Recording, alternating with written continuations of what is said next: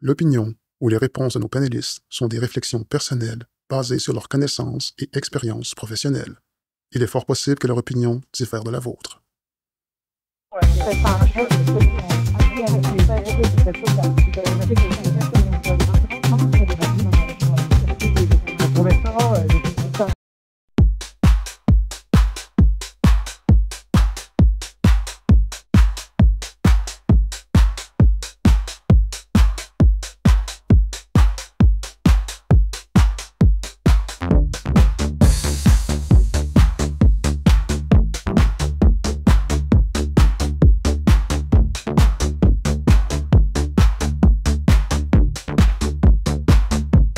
Bonjour mesdames et messieurs, et bienvenue à ce 10e et dernier épisode de la saison 1 de l'Apport collectif. Balado où 3 experts de la chaîne d'approvisionnement, de la gestion contractuelle et de la logistique du secteur public ou municipal apporteront à la table de discussion leur point de vue sur différents enjeux et questions entourant la chaîne d'approvisionnement. Mesdames et messieurs, mon nom est Patrick William de l'Université McGill et j'agirai à titre de modérateur. Pour ce 10e épisode, nos 3 panélistes sont Maître Patricia Girard de la ville de Saguenay, Maître Antoine Martin du cabinet d'avocats Délégatus et Gabriel Artaud de l'UQTR. Mesdames et messieurs, les objectifs de l'apport collectif sont entre autres de valoriser la profession d'approvisionneur et d'offrir une source d'information aux professionnels œuvrant dans la chaîne d'approvisionnement du secteur public ou municipal. Panélistes, pour cet épisode, nous discuterons d'équité et de transparence. Principes fondamentaux afin que tous les fournisseurs soient traités équitablement et que le processus d'achat soit accessible à tous. Nous allons aussi nous aventurer dans la sphère des conflits d'intérêts ou d'apparence de conflits d'intérêts, tout en se posant la question en toile de fond. Est-ce que les approvisionnements ont des outils, la capacité de prévenir, d'anticiper, de contrecarrer les conflits d'intérêts lors d'un processus d'appel d'offres ou d'un gré à gré? Mais débutons panélistes avec le volet éthique et transparence. Nous savons tous qu'il est de notre obligation comme donneur d'ordre de traiter équitablement tous les soumissionnaires afin de donner plein d'effets au libre jeu de la concurrence. Mais comment s'assurer que cela est respecté? Panélistes, on a déjà expérimenté la situation où un devis provenant d'un requérant favorise clairement un fournisseur. Cette façon de faire limite la concurrence. Comment déceler ces devis restrictifs, rédigés d'une façon intentionnelle, mais aussi possiblement non intentionnelle? L'acheteur doit-il lire tous les devis? Ben non, on doit se fier aux questions posées durant le processus d'appel d'offres. C'est pas trop sophistiqué, mais ça peut fonctionner à un certain niveau. Avez-vous des trucs à suggérer à nos auditeurs? Je pense qu'à la base, il faut être à l'écoute du marché. Il y a différents moments ou différentes façons d'écouter le marché. On peut le faire en amont avec l'avis d'appel d'intérêt qui peut être fait où on peut poser des questions, là, entre autres à des fournisseurs potentiels, puis aller chercher de l'information dans le but de ratisser le plus large possible puis connaître aussi le marché.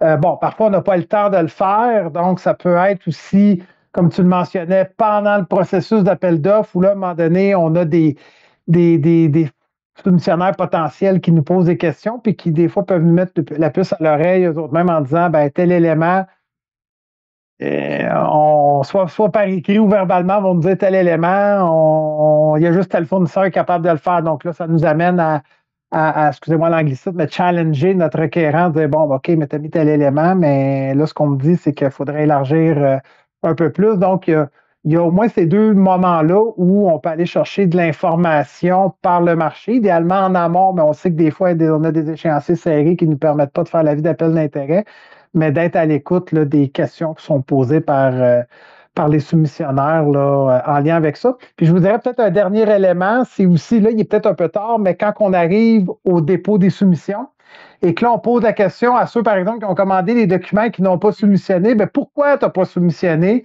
Et que là, le soumissionnaire nous écrit, ben, tu n'as pas hâte de le fournir parce que tel élément était trop restrictif. À ce moment-là, c'est un peu plate parce que on a l'information un peu tard, mais ça peut nous amener aussi à dire, bon, ben, on annule le processus et on recommence si on se rend compte là, que plusieurs éléments comme ça là, qui peuvent être problématiques, tout en gérant un peu un risque en lien avec celui qui a soumis qui a fait une soumission conforme et tout ça, là, mais il y a quand même des indices qui peuvent être donnés, mais idéalement, c'est de l'avoir avant le lancement de l'appel d'offres.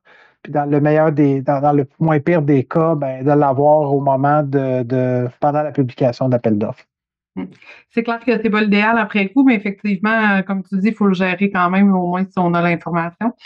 Moi, Patrick, sur ta question, là, j'ai déjà dit dans d'autres épisodes, moi, je suis de l'école de pensée c'est notre responsabilité comme approvisionneur de relire les devis des requérants, là, ou à tout le moins là, de faire l'exercice. Je sais que ce sera jamais possible de tout relever, de tout déceler dans ces devis-là. On n'est pas des spécialistes techniques. Par contre, on a un œil quand même aguerri. On est habitué à notre marché. On connaît quand même les subtilités de certaines acquisitions et certaines déviances de certains de nos requérants. Fait que moi, je pense que c'est notre responsabilité quand même de refaire cette lecture-là. Mais malgré cette vision-là que moi j'ai, je pense que même si c'est pas possible de le faire, je sais que c'est pas tout le monde qui a les ressources de fonctionner de cette façon-là. Puis comme je le disais tantôt, ce sera pas possible de tout déceler à une première lecture, là, comme on n'est pas des spécialistes quand même. Je pense que c'est au moins notre responsabilité de former adéquatement nos requérants. On leur expliquera jamais assez c'est quoi les impacts d'un devis ciblé. Désintéressement de nos fournisseurs, une réduction de notre marché, augmentation des coûts, création au fil du temps de situations de fournisseurs uniques. Donc, les impacts sont quand même majeurs, sont majeurs pour nos requérants aussi. Mais comme le dit Gabriel si bien, là, pour les déceler, il n'y a pas de recette miracle. Il faut être à l'écoute du marché, peu importe à quelle étape, que ce soit au début ou à la fin. Là, je pense que l'ouverture sur notre marché, l'écoute des indices qu'ils nous donnent, c'est très important. Je suis plutôt de l'avis de Patricia là-dessus, du fait qu'il y a de la responsabilité à proprement parler un approvisionneur. Comme vous le savez, moi, je fais autre chose, mais peu importe, je joue ce rôle-là dans les projets que je pilote habituellement, où c'est moi qui finis par rédiger, avoir la responsabilité de la rédaction des directives aux soumissionnaires. Donc, je dois nécessairement m'assurer que dans les conditions de conformité, les conditions d'admissibilité, il n'y a rien qui exclut de manière indue un soumissionnaire potentiel. Mais je m'assure aussi toujours, en effet, de repasser dans la mesure où je peux. Mais c'est peut-être, faut peut-être screener un peu, là, ou choisir un peu, tu sais, nos combats. Sélectif, les endroits où on va. Mais généralement, quand on regarde, là, quand on demande une expérience passée pour des soumissionnaires, c'est très facile d'exagérer les critères et de limiter facilement là-dedans, dans le type de travaux qu'ils ont déjà dû faire avant pour être qualifié pour se soumettre. Il faut qu'on évalue ça de manière très importante. S'il faut avoir fait 12 projets d'un certain type, alors qu'on sait très bien qu'il n'y a aucun des entrepreneurs du coin qui en a fait, il y a des subtilités comme ça, il faut probablement faire, il y a certains petits endroits où on peut aller valider, mais je crois qu'il y a quand même de notre responsabilité de surveiller autant que possible. Si on ne lit pas tout, c'est certain que là, on peut se faire avoir à savoir qui est-ce qui est capable si on limite notre type de fils ou de transformateurs qui peuvent être installés ou des techniques là, vont probablement être perdues, mais sur les principaux critères comme ça d'expérience, de disponibilité, de capacité à financer ou de santé financière, il y a toutes sortes de points comme ça où ça peut être modulé. On peut au moins faire ces vérifications-là, s'assurer qu'il n'y a rien de trop gros et de trop frappant là-dedans. Et sinon, les autres, on espère sinon que ça va être noté idéalement pendant les questions. Sinon, s'il y a des subtilités qui sont glissées, qui nous ont échappé. Sinon, après, mais ça, c'est toujours un peu plus triste quand ça vient après, puis on se fait dire, ah ben non, il y avait que ce fournisseur-là qui pouvait. Puis c'est une question qui peut se poser directement à nos approvisionneurs. C'est toujours un peu plus dur quand on leur dit, ou aux gens qui rédigent, aux requérants, comme on les appeler, on dire, OK, tout le monde peut faire ça, tout le monde est capable de faire ça. Si on les met sur la table, puis si au contraire, après ça, ils sortent le marché, nous reviennent en disant, ben non, ça c'est clairement dirigé. C'est un peu plus difficile de justifier dans ce temps-là. Oui, puis il y a des indices parfois qu'on a à la lecture du devis technique. D'ailleurs, des fois, on peut voir carrément que c'est un copier-coller là, de la fiche technique d'un produit, surtout. C'est quelque chose déjà vécu, là, que quelqu'un a écrit, a même recopié le fait que c'était marqué, dans le fond, un tissu de grande qualité ou de qualité internationale. Vraiment quelque chose qui est plus marketing qu'un élément fonctionnel. Technique, tout ça.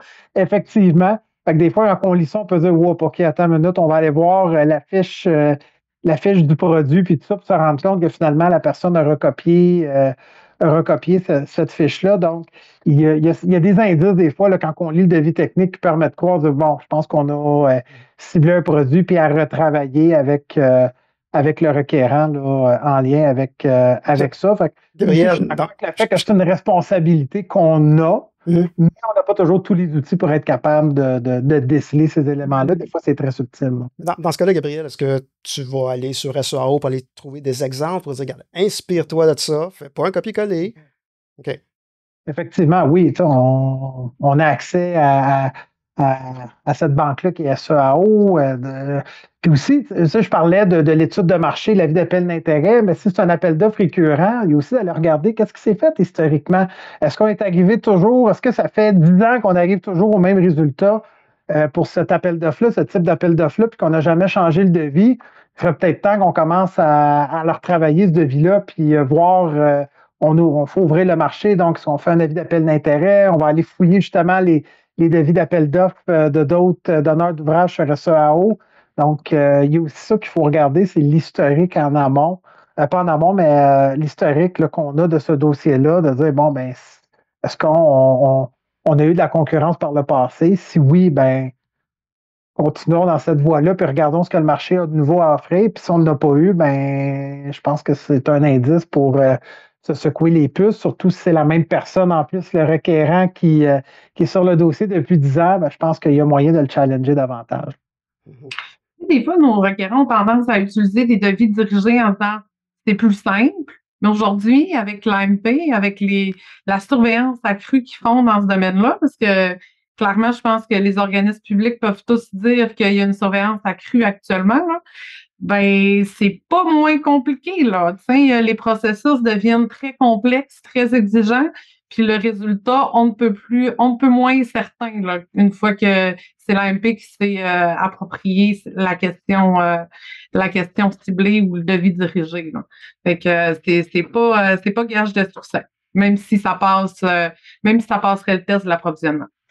Oui, puis l'AMP, ce qu'elle demande, c'est justifier chaque exigence que vous mettez dans votre devis. Fait que moi, c'est l'élément que je mentionne à mon équipe quand ils me disent le besoin dans notre cas, le professeur, puis tout ça, sans m'étibler, bon, ben, qui justifie pourquoi il y a besoin de tel élément. Ben, c'est pour que dans ma recherche, je fais telle chose, j'ai besoin de tel élément qui amène. C'est sûr que là, après ça, nous, on n'a pas la compétence pour pouvoir nécessairement là, juger de la nécessité ou pas, parce que des fois, c'est très technique, mais des fois, c'est quand on fait le processus d'appel d'offres que là, à un moment donné, les représentants ou les gens qui vendent ce type de produit-là vont dire, ben, c'est très ciblé, puis il y aurait moyen d'ouvrir le marché puis d'atteindre le même résultat qui est attendu en changeant certains éléments du devis, là.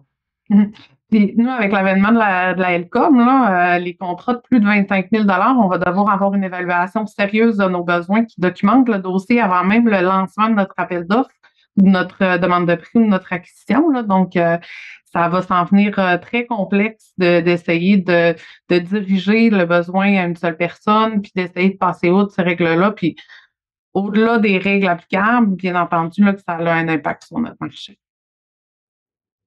En termes d'équité, panélistes, un fournisseur qui est déjà en place, que ça fasse des années qu'il est là ou qui a remporté le dernier appel d'offres, mais il est en place. Vous lancez un appel d'offres, est-ce que cette firme-là, cette entreprise-là qui est en place a un avantage versus les soumissionnaires potentiels? Exemple, moi, à McGill, on a beaucoup d'édifices. C'est les fournisseurs qui sont à McGill, ils connaissent nos édifices. Versus un soumissionnaire qui, lui, oui, va faire une visite, mais il n'a pas travaillé dans les édifices de McGill. Est-ce que ces firmes-là, ils ont une chance versus une firme qui est là depuis très longtemps? Oui, oui, tout à fait, parce que on voit des changements de fournisseurs quand même régulièrement. Nous, on l'a vécu récemment dans un des domaines là, où on a changé de fournisseur et tout ça. Mais c'est sûr que la personne qui est en place, ben, elle connaît peut-être peut-être les voies de passage, les raccoins, où elle peut peut-être sauver des coûts et tout ça. C'est plate à dire, mais des fois, le niveau de respect du devis technique par le requérant, est-ce qu'il fait un suivi serré, que telle chose est faite alors que c'est inscrit dans le devis? Ben, s'il sait que la surveillance est moins grande, il peut être porté à dire, bon, ben, je suis capable de jouer avec mon prix parce que je sais que ça, si je ne le fais pas, la fréquence qui est mentionnée, c'est plate un peu ce que je dis, mais c'est de la réalité quand même. Puis c'est pas nécessairement de la mauvaise volonté. Des fois, c'est juste que le requérant n'a pas l'outil nécessairement pour faire le suivi du contrat. Fait que c'est certain qu'il peut avoir cet avantage-là de la connaissance du terrain, mais néanmoins, on voit quand même beaucoup de firmes dans différents types de contrats, qui sont là, oui, avec un donneur d'ouvrage. À un moment donné, c'est un nouveau qui arrive avec un prix qui est intéressant. Puis, c'est pas nécessairement de dire le service va être moins bon. Des fois, le service va être meilleur parce qu'il y a une méthode de travail qui est différente. Mais je pense qu'il y a quand même un certain avantage à quelqu'un qui est déjà sur place. Mais comment leur faire sentir à ces firmes-là qu'ils ont une chance? T'sais, souvent, il y a des firmes qui vont dire non, je ne missionnerai pas parce que tu es à côté avec lui. Là. Ah, non, essaye-toi, tu as une chance à gagner. L'avantage que procure principalement le fait d'être déjà là, c'est la connaissance. Donc, l'information que tu as, que tu détiens, puis l'expérience que tu détiens, puis c'est le déséquilibre dans l'information entre les soumissionnaires potentiels. C'est ça qui est l'enjeu. Donc, à mon avis, la façon de rassurer les gens, c'est donne-en autant que tu peux, autant d'informations que possible, puis t'assurer que tu équilibres, que tout le monde a la même information, puis que même celui qui est là, invariablement, il va en avoir un petit peu plus. Certes, mais il faut réduire autant que possible cet écart-là pour vraiment donner des masses d'informations, quitte à donner des rapports et des analyses, des études préparées par le fournisseur actuel, que tout le monde y ait accès pour que chacun qui soumissionne là-dedans ait toute l'information possible. Des visites, si ça prend des visites, puis c'est utile de faire des visites, mais ça vaut la peine de rallonger un processus un peu pour faire des visites à tout le monde, que tout le monde ait vraiment le temps de venir voir ce qu'il fait là. Il faut équilibrer l'information. Parce que, hormis une fois ce déséquilibre d'information-là éliminé, normalement, tout le monde finit par avoir la même chance. Mais si quelqu'un a plus d'informations que les autres, en effet, il y a un déséquilibre. C'est difficile de penser que tu vas réussir à faire quelque chose si tu as moins d'informations que la personne en place. C'est ça, puis des fois, comme disait Gabriel, il se base sur une connaissance, le fournisseur en place se base sur une connaissance qu'il a pour déposer son prix. Mais en faisant ça, Antoine, on vient rétablir la connaissance que tous les soumissionnaires ont, on vient de réduire entièrement, ou presque. Là, moi, je pense qu'on est capable de mettre sur papier l'ensemble de l'information qui va leur permettre de déposer leur prix, puis venir réduire l'avantage que pourrait avoir un soumissionnaire, puis quitte à même l'annuler, là. Mais pour ça, ça prend du temps, ça prend des requérants qui veulent mettre sur papier toute cette information-là. J'ai envie de vous dire, on le voit du côté avantage, des fois, nos soumissionnaires en place, par ce manque d'informations-là qui se retrouvent parfois hors de vie, par le manque d'informations que le donneur d'ouvrage va donner avec l'appel d'offres. Des fois aussi, c'est un désavantage, hein? Il y a une certaine notion de gestion de risque que nos fournisseurs prennent le guess que OK, je vais faire ça à telle fréquence, puis se rendre compte que, oups, dans l'existant, là, c'est une fréquence de service plus régulière que ce qu'ils avaient estimé. Des fois, même, ça peut les désavantager. Puis c'est pas mieux non plus pour notre marché, là. Tu sais, c'est pas plus intéressant pour un fournisseur de venir perdre l'argent chez nous. Fait que je pense que, de part et d'autre, autant pour être équitable envers nos soumissionnaires qui veulent un nouveau contrat, autant pour être équitable envers notre adjudicateur qui obtient notre contrat, plus on donne d'informations, le plus qu'on passe de temps à monter un devis complet, mieux c'est pour nos fournisseurs et pour l'équilibre qu'on va avoir à notre marché. Oui, puis tu sais, Patrick, tu mentionnais comment on fait pour donner le message au marché que vous avez toute une chance. L'autre élément aussi, c'est de faire un appel d'offres quand même assez en avance pour laisser le temps à un nouveau joueur de pouvoir se mobiliser pour pouvoir exécuter un contrat. Tu sais, si on prend un contrat, par exemple, d'entretien ménager, c'est rare que les compagnies, à moins qu'ils viennent de perdre un contrat, qui ont des ressources qui sont disponibles du jour au lendemain, puis que tous les produits sont prêts, les machines et tout ça. Des fois, il y a des achats de nouvelles machines à faire, il y a de l'embauche d'employés à faire. Il y a une réflexion aussi. Oui, on a soumissionné, on a obtenu le contrat, mais là, toute la logistique de l'exécution. Fait que si on fait l'appel d'offres, un mois avant la fin du présent contrat, il y a bien des joueurs dans le marché qui vont dire je peux pas me permettre ça parce que j'arriverai pas à être prêt pour le début du contrat. Fait qu'il y a aussi cet élément-là de prévoir quand même beaucoup de temps. Puis c'est un équilibre parce qu'on veut pas aller trop tôt parce qu'on se dit si on est 6 mois d'avance, la compagnie qui n'a pas obtenu le contrat va se démobiliser, va peut-être perdre son personnel parce que les employés vont le savoir, vont dire moi, dans tant de temps, j'ai plus d'emploi, donc je vais aller travailler ailleurs. Fait que c'est un équilibre qui est pas facile, mais il faut essayer de voir avec les connaissances du marché, ben, c'est quoi à peu près le temps qu'une entreprise a besoin là, pour être capable de mobiliser du personnel, puis les équipements pour être en mesure de pouvoir commencer le début du contrat à temps, là, et l'encourager à soumissionner. Question pour vous. OK, on parle d'équité. C'est une situation qui m'est arrivée aussi récemment. Est-ce que c'est notre rôle aux approvisionnements? OK, tu vas lancer un appel d'offres. Tu l'as lancé l'appel d'offres, mais tu ne mentionnes pas à ton fournisseur qui est en place. Soit que tu as oublié de dire ou whatever, puis lui, il n'a pas mis les bons triggers dans SAO pour être alerté qu'il y a un appel d'offres qui fit dans son domaine. Comment vous voyez ça? Est-ce que c'est notre rôle d'avertir le fournisseur en place pour dire hey, oublie pas, là, il y a un appel d'offres qui est sorti ou non? C'est équité, regarde là, si tu l'as manqué, c'est de ta faute. Une bonne question. Tu douter qu'il y a un appel d'offres qui sort. Oui. Son contrat vient à échéance. Là. Effectivement. Moi, il n'y a rien vu. Un peu. Ouais. Il n'y a rien C'est vu. ta responsabilité de le regarder tant qu'à moi. Là, je veux dire, j'ai pas besoin de le prendre par la main et de dire hey, ton contrat t'avait défini, by the way, commence à regarder sur SEAO, on repart en appel d'offres. Je pense qu'au même titre que l'ensemble des soumissionnaires, c'est à lui d'être. Je veux dire, il sait comment fonctionne SEAO parce qu'il a déjà gagné un contrat. Bon, donc, c'est à toi de paramétrer tes choses puis d'être à l'affût là, de ce qui s'en vient, surtout quand tu arrives dans une période où tu sais que ton contrat est à veille de se terminer. Puis si jamais surtout s'il y a une période de prolongation une option de prolongation qui est prévue puis on ne l'utilise pas, là, si tu n'as pas compris qu'il y a un appel d'offres qui s'en vient, peut-être qu'on ne veut pas que tu renouvelles ton contrat chez nous. Là, déjà qu'on n'a pas utilisé l'option de prolongation, là, peut-être qu'on aime mieux que tu ne sonnes pas chez nous. Là. Puis je pense que c'est une question que certaines personnes se posent. Est-ce que je peux appeler mes soumissionnaires, leur dire, je peux-tu leur dire que c'est affiché?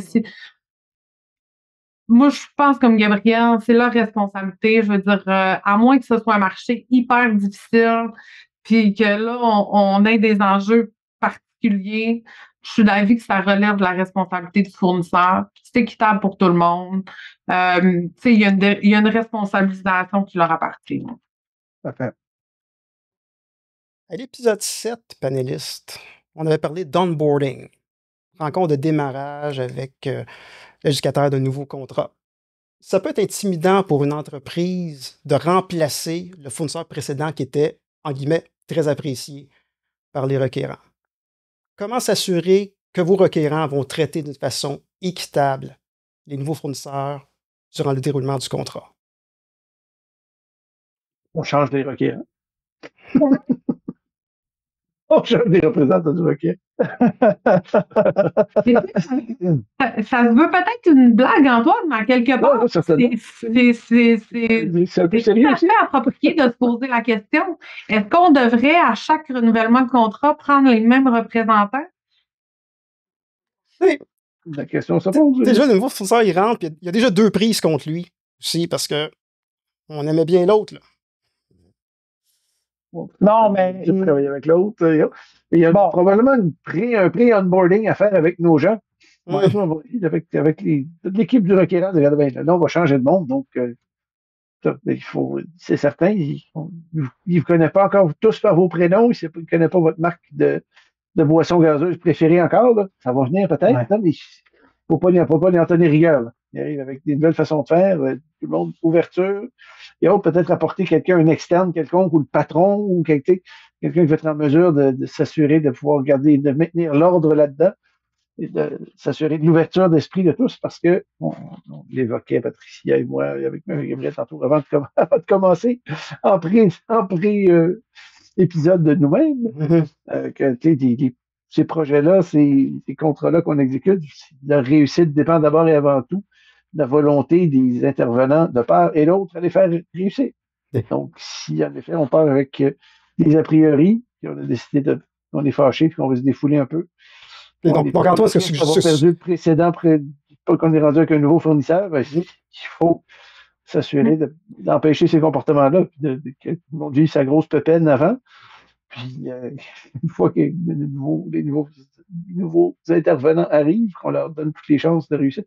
Donc, ce que tu suggères, Antoine, c'est un genre de pre-onboarding avec tes requérants pour les préparer, pour dire, regardez là, Le fournisseur, c'est l'histoire ancienne, c'est un nouveau. On doit lui laisser sa chance. Il a remporté le contrat. Il a bidé très, très bas. Let's go.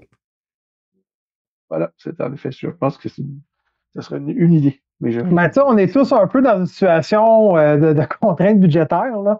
Donc, déjà, de dire, bon, soumissionner moins cher, bon, des fois, ça fait peur, mais en même temps, il y a un côté avantageux. Mais je pense que c'est une gestion, tu sais, comme un peu Antoine dit, une gestion des attentes, surtout à court terme. On ne peut pas s'attendre à ce qu'une entreprise qui vient d'arriver donne un niveau de service qui soit similaire à une entreprise qui le faisait depuis 5 ans puis qui le faisait bien. Je pense que c'est une gestion des attentes à court, moyen terme, mais aussi de rassurer le requérant sur les outils qu'on a dans le devis d'appel d'offres pour pouvoir faire de la rétroaction rapidement auprès du nouveau fournisseur sur les mesures correctives qu'il doit apporter, puis de lui demander un plan d'action aussi pour savoir là, c'est quoi son délai là, pour corriger les écarts là, en lien avec le contrat. Fait que c'est certain qu'au début, ça amène peut-être une plus grande gestion de l'organisation auprès du fournisseur parce qu'il faut le suivre et s'assurer qu'il a les bons comportements ou qu'il respecte le contrat. Mais c'est certain qu'au niveau des attentes, ben, je pense qu'il faut être réaliste là, entre le nouveau fournisseur qui vient d'arriver et l'ancien fournisseur qui faisait un excellent travail et qui le faisait depuis des années. Et peut-être se rappeler que ce fournisseur-là, au début de son contrat, c'était peut-être pas très... peut-être que ça doit être un peu aussi au début, puis dire, bon, on a travaillé avec, puis ça a super bien fini. Donc, il y a un peu de travail de psychologie à faire avec le requérant, peut-être. Là-dessus, tu as tout à fait raison, Gabriel. On revient à l'épisode précédent qu'on a fait sur l'évaluation des fournisseurs, sur notre responsabilité au niveau de la relation avec nos fournisseurs. C'est un épisode hyper instructif, je pense. Mais au-delà de ça, il faut garder en tête que plus on ouvre notre marché, plus on le rend compétitif. Mais ça passe aussi par comment on intéresse ces fournisseurs-là à notre marché, puis si on est fermé au moment de ces réunions de démarrage-là, si quand ils nous posent des questions, on répond à moitié parce qu'on a bien peur qu'ils soumissionnent, si on fait des devis dirigés, tout ça, ben, on augmente les risques de favoritisme, des risques au niveau de la corruption. Faut permettre à plusieurs entreprises de soumissionner pour que nous, on ait éventuellement l'offre la plus avantageuse au niveau du plan économique. On en a parlé un petit peu tout à l'heure. Puis de cette façon-là, ben, on assure une saine gestion des fonds. Fait que tout le monde est gagnant et ça passe par une relation avec nos fournisseurs qui est respectueuse. Dans des réunions de démarrage comme celle-là, ils viennent d'arriver, c'est la première fois qu'ils travaillent avec nous. Oui, c'est important de parler des éléments techniques, mais je pense qu'aussi c'est important de parler de culture d'entreprise, de nos attentes au niveau relationnel, au niveau de la gestion contractuelle. Peut-être prévoir des visites des lieux, des rencontres avec des personnes clés avec qui il va avoir affaire, faciliter son intégration le plus possible, puis pas commencer directement en étant conflictuel ou en confrontation. Personne ne va sortir gagnant d'une situation comme celle-là, clairement. Ce que tu mentionnes aussi, Patricia, c'est ça, si tu agis de cette façon-là, il va y avoir moins de firmes qui vont soumissionner sur tes appels d'offres. Ça va toujours être les mêmes. Les mêmes vont comprendre comment ça fonctionne chez vous et les prix risquent d'être un peu plus élevés aussi. Tu vas payer plus cher.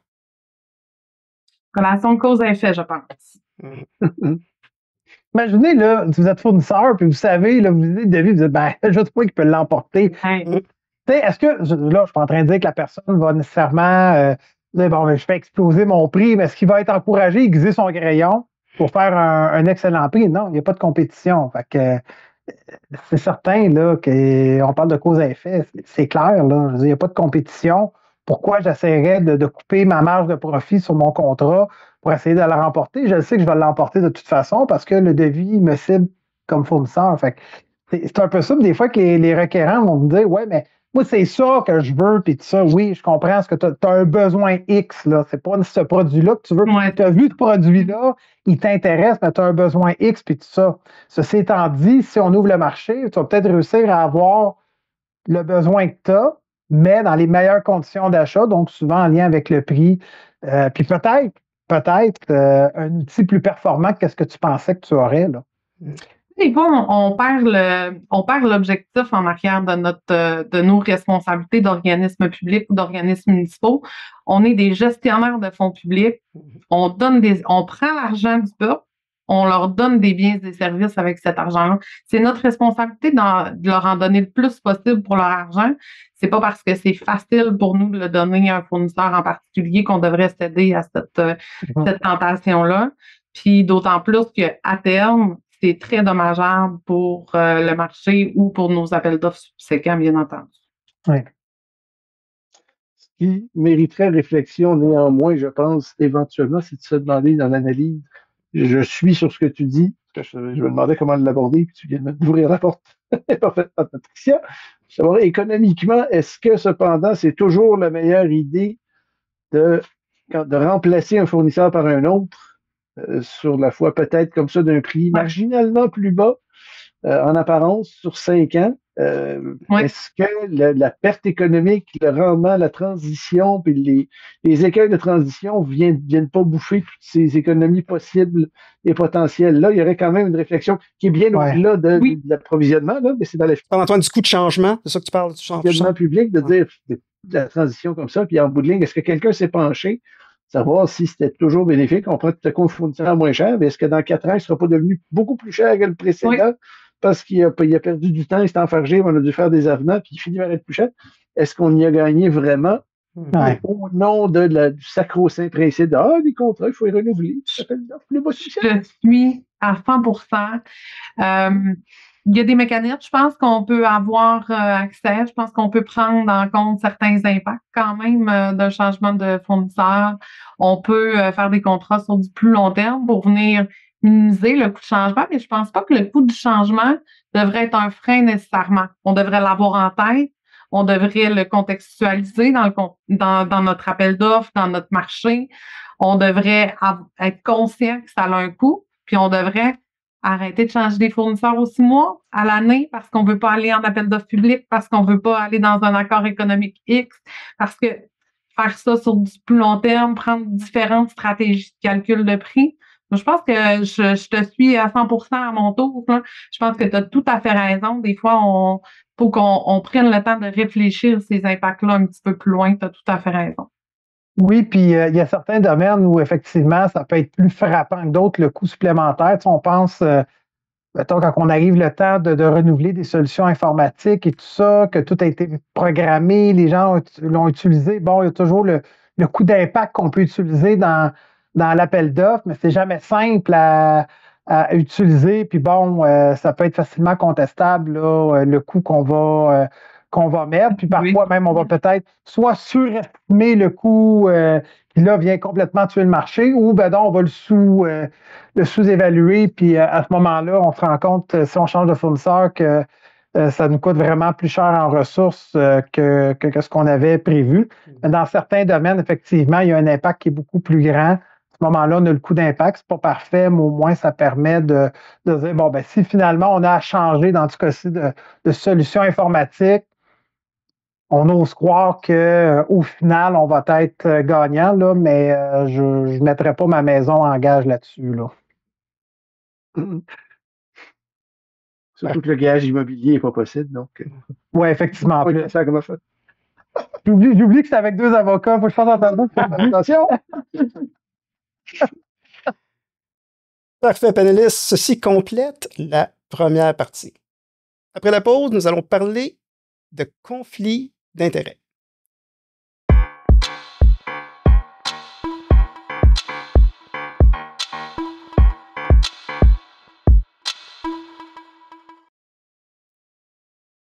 Abordons maintenant le volet conflit d'intérêts. Est-ce que quelqu'un pourrait nous expliquer ce qu'est un conflit d'intérêts? On m'a gentiment désigné pour répondre à cette question-là. En fait, je me suis plutôt porté volontaire.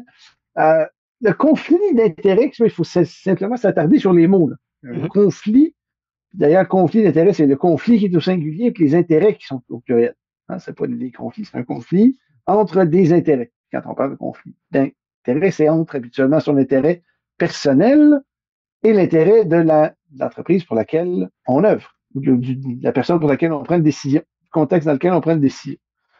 Le classique, c'est vraiment, on peut penser, si on prend en politique, j'aime bien rappeler, moi, c'est un des plus beaux conflits qu'on ait vu, quand tout à coup, Paul Martin était ministre des Finances, et était aussi encore à la tête de la Canada Steamship Lines, et il prend une décision comme ça qui vise le traitement fiscal des armateurs au Canada.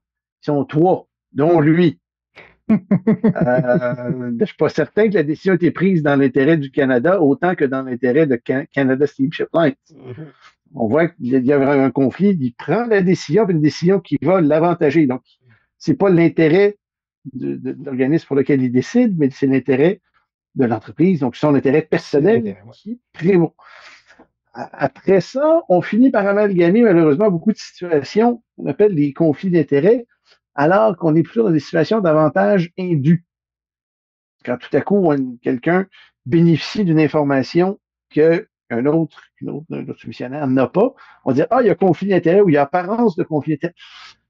Non, je veux dire, il n'y a pas de conflit, il n'y a pas d'intérêts distincts qui sont en jeu, qu'il n'y a pas de conflit entre les deux. C'est une situation déplorable, certes, mais qui est une situation d'avantage indu et qui n'est pas de l'ordre du conflit d'intérêts. Quand on favorise, il y a une décision qui favorise arbitrairement un fournisseur, ça peut ne pas nous bénéficier à nous personnellement, mais on aime juste un, puis on n'aime pas un autre, on favorise quelqu'un. On est dans les mêmes tales de problèmes, puis on va évoquer que c'est un conflit d'intérêts, mais c'est pas un conflit d'intérêts. Il n'y a pas d'intérêts qui sont en conflit. Il y a du favoritisme. Donc, je pense qu'on peut, le vocable le plus correct serait plutôt de ramener toujours ça au fameux traitement équitable, pour l'équité entre les soumissionnaires, au traitement équitable des soumissionnaires. Il y a la portion conflit d'intérêts qui existe véritablement, là, qui est un concept en soi, mais la plupart des situations dont on parle habituellement tombent plutôt dans l'équité, dans le traitement équitable des soumissionnaires, plutôt que dans le pur conflit d'intérêts. On va les entremêler, on ne chargera pas d'un fleur du tapis toute la soirée ou pendant tout l'enregistrement, mais il faudrait peut-être garder ça en tête, ça vaudrait la peine de changer un peu la nomenclature et le vocabulaire dans nos documents même et dans le jargon en général dans l'industrie. Après t'avoir écouté, il y a peut-être beaucoup d'organisations qui vont réécrire le code d'éthique parce que le conflit d'intérêt est effectivement très large là, dans l'ensemble des codes d'éthique là, des organisations, en tout cas au moins des organisations publiques. Là. Mais c'est une belle nuance que tu amènes. C'est étant dit, je pense que chacune des situations est quand même importante. Là, puis tu le mentionnais, Antoine, au niveau du traitement équitable des fournisseurs, des soumissionnaires. Là, mais je pense que peu importe comment on l'appelle, ces éléments-là ont quand même une importance dans le traitement puis dans la confiance, non seulement du marché, mais des citoyens dans la gestion contractuelle des organisations publiques. Là. J'ajouterais, Antoine, peut-être à ce que tu dis que oui, effectivement, conflit d'intérêt, c'est quand une personne est tentée de mettre ses intérêts personnels ou en avant des intérêts publics qu'il va représenter. Mais j'aimerais juste ajouter que pour qu'il y ait une situation de conflit d'intérêt, là, c'est pas nécessaire que la personne en tire effectivement un profit. Hein. Tu sais, cette dernière pourrait être dans une position où elle pourrait jusqu'à se retrouve dans cette situation-là où elle pourrait choisir des intérêts concurrents, qu'il y a il y a un conflit d'intérêts potentiel ou une apparence de conflit d'intérêts.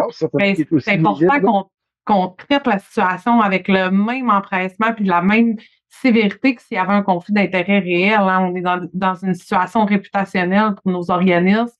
On est dans une situation, encore une fois, de confiance de nos fournisseurs en notre marché puis en le traitement équitable qu'on va faire, comme tu l'as dit, Antoine. C'est important qu'on soulève autant le risque de conflit d'intérêts ou l'apparence de conflit d'intérêts que le conflit d'intérêts réel. D'ailleurs, je me suis tenté de ramener le débat qu'il y a eu récemment avec le fameux commissaire Galland, qui a fait la commission Galland qui est là, où on dit ça n'a pas de sens que ce soit lui qui soit le commissaire. Il serait peut-être amené à interroger Sonia Lebel, présidente du Conseil du Trésor, qui a certainement pu être mêlé d'une façon ou d'une autre. Il est en conflit d'intérêts. Comment? C'est quoi son intérêt à lui versus son ami? Non, ça peut être. On peut se poser des questions sur son objectivité, sur son impartialité. Oui. Certes, mais lui, il n'y a pas d'intérêt à ce que Sonia Lebel reste là ou soit virée. Ça ne change rien à sa vie du tout. Il n'y aura pas un avantage de ça. Mais ça, il n'en tire vraiment aucun bénéfice, lui. Il n'y a pas un avantage indu. C'est une autre question. Je l'avais formulée dans un document d'appel d'offres comme ça déjà. quand on pouvait craindre qu'une situation pouvait empêcher une personne d'exercer son libre arbitre. Je le dis comme ça, je trouvais ça très poétique. C'est en gros ça, c'est quand son impartialité est mise en doute. Tu dis, oh, pas certain que tu ne seras pas particulièrement tolérant avec elle. Est-ce que tu vas vraiment aller dans les... Ça, plutôt qu'un conflit d'intérêts, je pouvais en effet voir qu'il y a peut-être un risque là, que s'il doit, le commissaire, interroger Lebel, qui connaît bien, est-ce qu'il va vraiment, en effet, faire ça un bon interrogatoire serré, puis poser les vraies questions qui font mal, ou il va avoir tendance à prendre un petit pas de recul, pour être un peu plus conciliant, peut-être, mais c'était pour montrer c'est une autre situation qu'on veut voir, c'est de l'impartialité. Quand on doute de l'impartialité de quelqu'un dans le cadre d'une décision qu'il a à prendre ou de son comportement, on assimile ça à des conflits d'intérêts, mais il n'y a pas de conflit des intérêts. Là. Très juste. Est-ce qu'il est essentiel, Pénélis, pour une organisation de se doter d'un mécanisme de déclaration de conflit d'intérêts? Oh non, ça ne sert à rien. Le pied inutile. Là, est-ce qu'on regarde les conflits d'intérêts? Patrick, là. Là, on y voit que le conflit d'intérêts large. On presque, toi le dit, puis là, on laisse un peu de côté, nécessairement. Ben oui, effectivement, c'est important. Puis chaque organisme qui a un code d'éthique a quelque chose de prévu en lien avec les conflits d'intérêts, puis le fait de déclarer une situation de conflit d'intérêts. Puis là, je rappelle qu'on est encore dans le sens large, là. De conflit d'intérêts. Puis souvent, dans les codes d'éthique, il y a un formulaire qui est prévu à cet effet-là qui doit être rempli. Puis souvent, ce formulaire-là, ben, c'est pas juste de dire je déclare une situation potentielle de conflit d'intérêts, parce que souvent, on est plus dans le potentiel. Des fois, c'est dans l'avéré, mais des fois, c'est dans le potentiel et tout ça. On est comme de façon préventive et tout ça. Mais c'est également, c'est quoi les mesures que je vais faire pour éviter de me retrouver dans cette situation-là. Puis moi, bon, j'ai déjà eu à remplir un document comme ça. Puis bon, dans mon cas, c'était une relation d'amitié. Ben, c'est sûr que dans les mesures, c'est-à-dire, ben, quand je prends une bière avec mon ami chez eux, on ne parle pas des contrats qui se passent dans mon organisation publique. Là. C'est aussi, à la base, c'est tout simple que ça, mais aussi dans la prise de décision, dans l'octroi de contrat, ben, si l'entreprise pour laquelle il travaille est dans les soumissionnaires, même si j'ai un pouvoir d'autorisation, c'est quelqu'un d'autre qui va le prendre pour éviter que je fasse non, pourquoi c'était le soumissionnaire qui l'a eu, ou ceux qui est conforme et tout ça. Fait qu'on veut vraiment éviter là, toute cette situation-là. Fait que je pense que c'est important d'être beaucoup dans la prévention et tout ça et éviter là, ces situations-là. Puis, je dis souvent, dans le fond, on se protège nous, on protège l'organisation, on protège la réputation et tout ça. Donc, je pense que c'est important d'avoir ces mécanismes-là, puis de s'assurer qu'ils sont bien compris, puis qu'ils sont utilisés là, dans les bons moments. Là. Oui, on parle de déclaration annuelle. C'est important de rappeler à notre monde que oui, une déclaration annuelle, mais s'il y a un changement dans une situation, de nouveaux liens qui se créent avec d'autres personnes, des actions que vous achetez dans une entreprise, peu importe, là, c'est important de mettre à jour cette déclaration-là de façon spontanée, là, plus régulière, puis de sensibiliser notre monde. Là. Souvent, on leur dit, dans la rencontre annuelle, remplis ton formulaire d'autodéclaration. Mais au fil de l'année, il faut rester vigilant quand même à ces nouvelles situations-là qui pourraient apparaître. Et il faut se demander aussi, évidemment, dans quel contexte. Là, j'en appelle à vous, étant moins dans l'approvisionnement, des départements d'approvisionnement en tant que tel. Moi, je le vois, tu as traité ces trucs-là, surtout quand il est question d'évaluation, des comités de sélection, d'évaluation. Les gens qui participent à l'évaluation, ça prend une déclaration ferme et claire de tous les conflits, tout ce qui peut jouer sur l'impartialité, à tout égard que ce soit. Tous les liens. Tous les liens, c'est ça, quel qu'il soit d'affaires, pour qu'on soit certain qu'il n'y a pas de risque que quelqu'un soit indûment favorable envers un soumissionnaire plutôt qu'un autre. Mais vous, probablement, le fait que au sein, tous les gens qui participent de près ou de loin à l'élaboration d'un document d'appel d'offres doivent déclarer ça. Mais c'est pas simple, néanmoins, sachant pas toujours qui va répondre ou pas répondre. C'est pas nécessairement ça. C'est vrai, ça.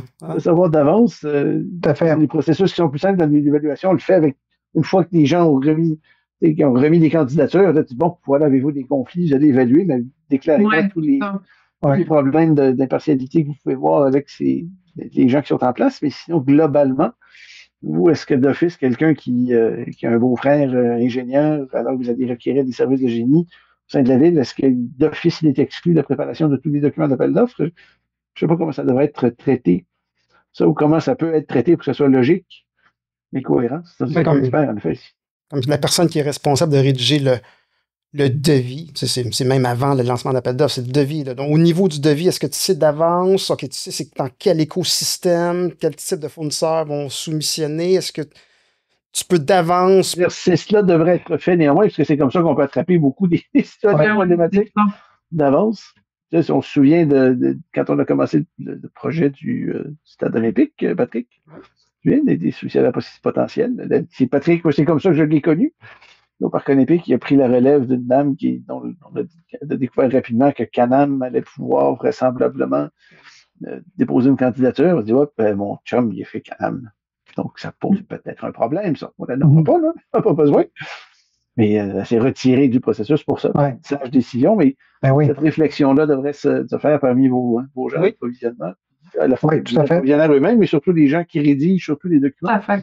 Je pense que c'est une analyse qui se fait en fonction du rôle de la personne, de l'employé municipal ou de l'organisme public. C'est quoi son implication? C'est quoi les risques ou les tâches qu'elle fait qui pourraient favoriser indûment un tiers ou qui pourraient laisser croire qu'elle aurait pu avantager? Puis c'est quoi le rôle de la personne aussi dans l'autre organisation? Hein? Dépendamment, j'ai un conducteur de camion d'une entreprise de construction. Il n'y a pas de part, il n'y a pas de bénéfice, il n'y a pas de boni à la fin de l'année, il n'y a pas de ristourne, y a-t-il vraiment un avantage y a-t-il vraiment un risque d'avantage indu? Tu sais, ça aussi, il faut l'analyser de part et d'autre, là, c'est quoi? C'est quoi le lien? Moi, je pense que rapidement, on saute aux conclusions, là. Puis c'est peut-être pas méchant, hein? Quand on pense qu'il y a un risque, mais il vaut mieux se retirer et trouver une solution alternative quand même que de se retrouver dans une situation où on avait une information où c'était potentiellement problématique, on n'a pas jugé bon d'intervenir, puis finalement, la situation X se matérialise. Fait que c'est peut-être mieux d'être plus prudent que pas assez. Par contre, je pense qu'il ne faut pas crier au loup à tout moment. Il y a des situations qui ne sont pas à risque, puis que ça ne vaut pas nécessairement la peine d'intervenir. Non, puis quand on travaille pour des grosses organisations, c'est facile de dire, bon, ben toi, je te retire et on va en mettre quelqu'un d'autre, on va aller de façon prudente. Mais dans des plus petites organisations où, ben, c'est parce qu'il n'y en a pas de remplaçant, là, il y a une façon différente peut-être de gérer ce risque-là qui est peut-être un peu plus grand en termes de gestion de risque. Néanmoins, on peut mettre certaines mesures pour diminuer là, ce risque-là malgré tout, mais des fois, ça peut être la décision de, ben là, si on retire telle personne, ben on ne réalise pas ce projet-là ou ce contrat-là ne se donnera pas. Puis dans certains cas, ben, si on parle d'une petite municipalité de peut-être moins de 2000 habitants, puis il faut un contrat de déneigement, mais surtout, je pense qu'on peut le vivre beaucoup parce que des fois, c'est des plus petits milieux, puis tout ça, ben, c'est quoi, là, on ne fera pas de déneigement cet hiver parce que la personne qui est responsable de la voirie des travaux publics dans cette municipalité-là a un lien avec une entreprise qui est soumissionnaire. Tu sais, c'est une gestion qui est plus qui peut être assez complexe là, à cet effet-là. Si c'est un conseiller municipal, ben là, au pire, on le retire de la décision au moment de voter l'octroi du contrat. Mais quand c'est un employé qui a l'expertise, qui n'a pas nécessairement quelqu'un d'autre qui a cette expertise-là à l'intérieur, ben, bon, on peut toujours demander à la personne qui a la même responsabilité dans la ville, dans la municipalité voisine de le faire, mais néanmoins, il y a une complexité qui est plus grande que, par exemple, dans une grande ville où là, ben, si ce n'est pas cette personne-là, c'est une autre personne qui pourra le faire. Là. De quelle façon, panélistes, les employés et dirigeants doivent être formés à la reconnaissance et à la déclaration de conflit d'intérêts? On sait que l'UPAC offre une formation, mais y a-t-il d'autres façons de sensibiliser ou d'éduquer les employés et les dirigeants d'une organisation? L'UPAC, c'est intéressant, mais l'UPAC, c'est l'unité permanente anticorruption. Donc, on y va, c'est des cas sérieux, là. Ouais. On est loin de j'ai avantagé mon beau-frère pour l'entreprise de mon beau-frère. Non, mais ils offrent une petite information aussi destinée aux entreprises. Là, donc. Ouais. Oui, certainement, mais on détecte vraiment de la corruption. Là, c'est pas le beau-frère juste que je l'ai favorisé parce que je trouvais ça le fun, je savais que ça allait l'aider. C'est le beau-frère qui t'a payé 100 000 $ pour avoir le contrat de 2 millions. Là, on est loin des concepts. Je pense qu'en effet, une petite formation juste sur les principes justement d'équité, d'impartialité, puis de sensibiliser à jusqu'où chercher en votre fort intérieur quand est-ce que vous savez que vous êtes à risque de ne pas être impartiaux. Quand est-ce que votre impartialité est touchée? C'est vraiment là que ça joue. Le pur conflit d'intérêts, ça, on peut le baliser assez clairement. Non? Le conflit d'intérêts, tu parlais d'action tantôt. Patricia, c'est un classique, là, de dire en effet, là, si vous êtes actionnaire, vous avez 10% des actions d'Atkins Realis maintenant, puis Atkins Realis bide sur un projet, que vous disiez que ça vous influence ou pas, d'avoir le contrat, ça pourrait faire monter l'action, puis c'est dans votre intérêt. Vous en avez un avantage, c'est dans votre intérêt de le faire. Donc, votre intérêt se confond ou entre en conflit avec celui de l'organisation. C'est un beau conflit d'intérêt. Il y a du monde qui font ça aux États-Unis, il me semble, hein, récemment. Ça se fait ici, c'est classique. Mais ici, c'est l'une des situations de base. Là. Dans l'administration Trump, il faut avantager. Bien dans la pure corruption, il faut avantager Trump, tout simplement. Vous lui payez quelque chose. Mais sinon, on a fait une espèce de recension par des exemples, des situations, des mises en situation pour tenter de voir comment des gens peuvent être, des sensibilités de principe qui se regardent eux-mêmes, qui se regardent dans les miroirs de quand est-ce que mon impartialité peut être mise en cause. Après ça, de faire des petits scénarios, parce qu'on peut aller loin. Tantôt, tu parlais, tu es un chauffeur tu disais, Patricia, par exemple, un chauffeur, un camionneur de l'autre. Mais si c'est ton beau-frère, tu sais qu'il a besoin de job, puis que ce contrat-là va aider l'entreprise à continuer. Peut-être que, c'est OK, c'est pas dans le même département, c'est pas la même affaire, mais il y a une tentation. Il y a une tentation. Je les aime, eux autres. Je les aime, cette compagnie-là, parce qu'ils embauchent mon beau-frère, puis ils le traitent bien. Tu peux. Mon frère, puis tu sais, c'est vraiment le fun quand il m'invite à son chalet, puis j'aimerais vraiment ça qu'il garde son chalet. Oui, mais oui, vraiment, tout ça est une question de fait, hein, dans la situation. C'est quoi? Puis c'est là où je ramène, là, c'est quoi le rôle de chacun? C'est quoi l'impact pour chacun d'entre eux de l'octroi de ce contrat-là? C'est vraiment une analyse qui est détaillée à faire. Tu as raison, quand on forme nos services avec des exemples, c'est ça qui est le plus éloquent. Bon, je pense qu'à la base, là, tout organisme public ou organisme municipal doit avoir un code d'éthique et de déontologie. S'il vous plaît, ce code d'éthique et de déontologie-là doit être clair et lisible, compréhensible pour chacun qui se doit de l'appliquer, donc les employés de l'organisme en question. Des fois, c'est pas toujours évident, fait que de le faire le plus facilitant à lire, puis après ça, ben, le porter à la connaissance des employés, le porter à la connaissance dans une formation avec des exemples aussi éloquents que celui qu'Antoine vient de nous donner. Je pense que ça passe par là. Faut leur rappeler que c'est une question réputationnelle pour notre organisation, mais aussi pour eux. Hein, ils ont une responsabilité dans la gestion de ce conflit d'intérêts-là. Fait que c'est important de leur rappeler cette exigence-là régulièrement par le biais de formation. Et il ne faut pas négliger non plus, tu l'évoquais tantôt, mais il ne faut pas le perdre de vue, on les voit de plus en plus, nos amis de l'AMP. Ils sont là. C'est le genre de choses qui vont surveiller et qui vont faire très mal si tout à coup on voit le lien qui est dangereux. Favoritisme là, ça ferait très très mal paraître tout le monde. Là. Et puis l'ANP qui étrangement au départ, on pensait qu'elle était là surtout pour surveiller les comportements des entreprises, des entrepreneurs, mais ces décisions sont rendues contre des organismes publics, que plus des organismes publics. C'est pas une mauvaise chose en soi, mais donc c'est important de le rappeler pour notre public cible, qui sont principalement des gens du secteur public et municipal plutôt, qui font de l'approvisionnement. L'AMP vous a à l'œil. Clairement que ça ne nous ferait pas une belle jambe, hein, que ce soit le terme d'un c'est un jugement de l'AMP qu'il y a un conflit d'intérêt potentiel, avéré, apparent, peu importe, dans un organisme public versus avec un soumissionnaire. Clairement, je ne voudrais pas être l'organisme visé par cette décision-là. Il faut savoir que c'est arrivé. La Ville de Montréal, avec le BIG, il y a eu une situation d'une professionnelle en construction qui avait donné des contrats à son conjoint. Là. C'est quelque chose qui est arrivé il y a plusieurs années. Là.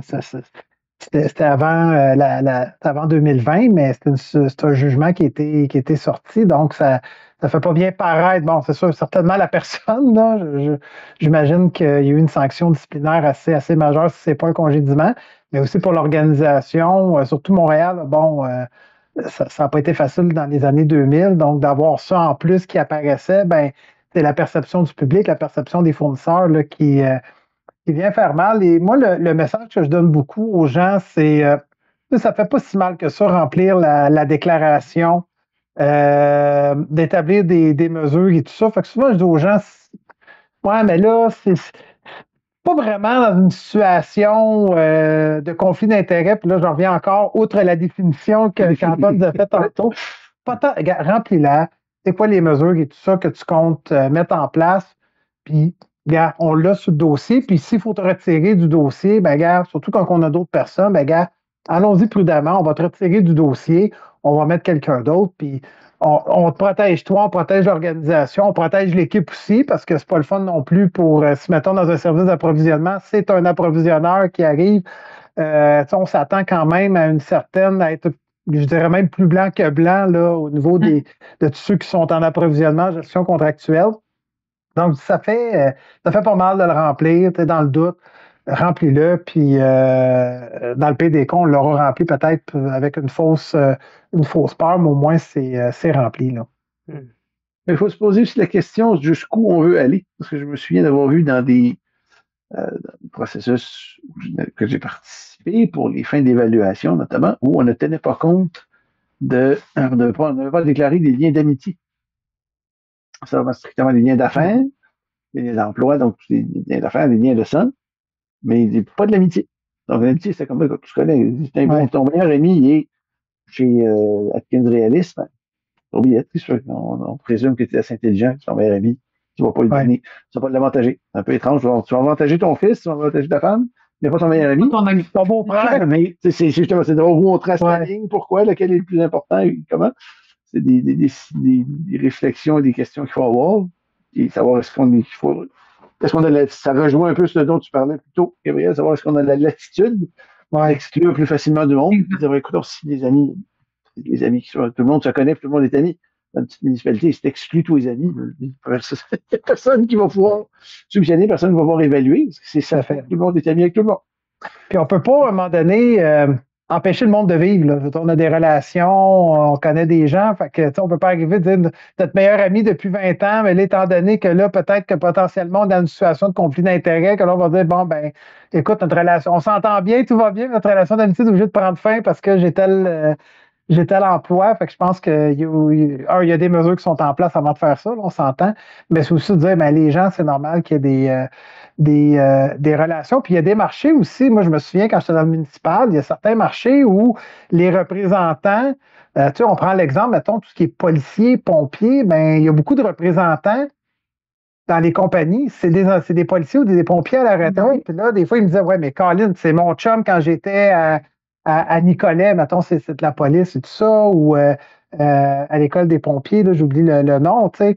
Là, tu dis, ouais, tu peux pas renier non plus cette amitié-là, mais néanmoins, ben, prenons les mesures quand même pour mettre, excusez-moi l'expression, un peu des pare-feux, là, pour éviter qu'il y ait une apparence de conflit d'intérêts. Mais des fois, il y a des marchés où les gens se connaissent beaucoup, puis il faut être capable d'avoir aussi une certaine marge de manœuvre là-dedans. Là.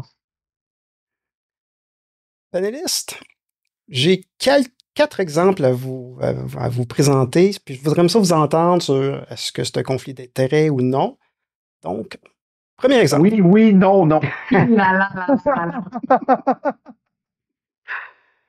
Un acheteur a publié un appel d'offres public pour l'acquisition de matériaux de construction sur demande.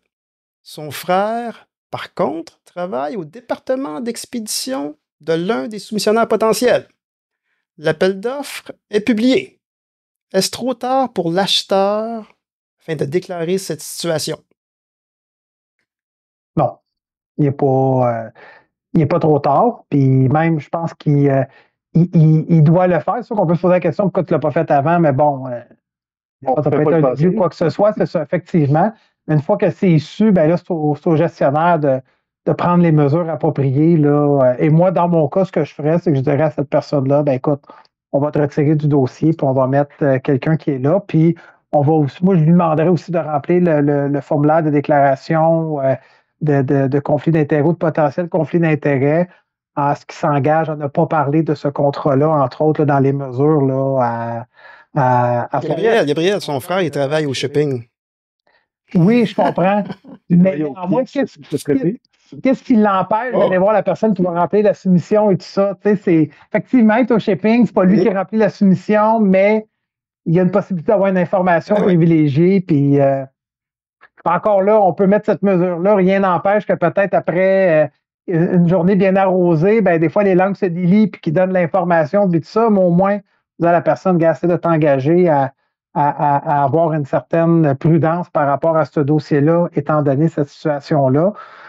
C'est sûr, si on parle d'une grande multinationale où il s'occupe du shipping dans un des Amazon. 100 entrepôts de l'entreprise, puis ceux qui remplissent les soumissions sont à l'autre bout du pays. Là, à un moment donné, on ne viendra pas fou non plus, mais si c'est une compagnie, mettons une petite, moyenne entreprise, ben, il y a quand même cette proximité-là qui peut Tu as raison, Gabriel, hein, puis ça revient à ce qu'on disait tantôt, ça va dépendre des faits de la situation. Moi, je suis encore d'avis que si c'est possible, on le tasse, puis si ça n'a pas d'impact, puis s'il y a juste un risque très faible qu'on soit. Puis là, je ne suis même pas sûre qu'Antoine, je pense qu'il va être d'accord avec moi, on n'est peut-être pas dans un conflit d'intérêts, là. On est peut-être dans un cas où peut-être on aurait tendance à favoriser une entreprise parce que, bon, ça va bien. Mais, tu sais, je pense que dans tous les cas, c'est toujours préférable que cette personne-là, cet acheteur-là, soit pas celui qui va piloter le dossier.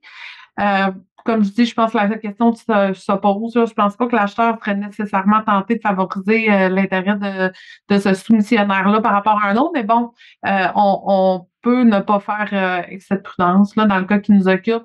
Je pense que la récusation de l'acheteur, puis le fait de le passer à d'autres, c'est simple, c'est facile. Je pense qu'on n'a même pas besoin de se poser de questions sur l'impact. Là. Je pense que on peut pas faire excès de prudence si on a les moyens de le faire. Ouais. Puis ça, on peut être dans un marché ou dans un milieu où, bon, pour X, Y raison, un compétiteur sait cette information-là, là, puis il voit que c'est cette personne-là qui est sûre.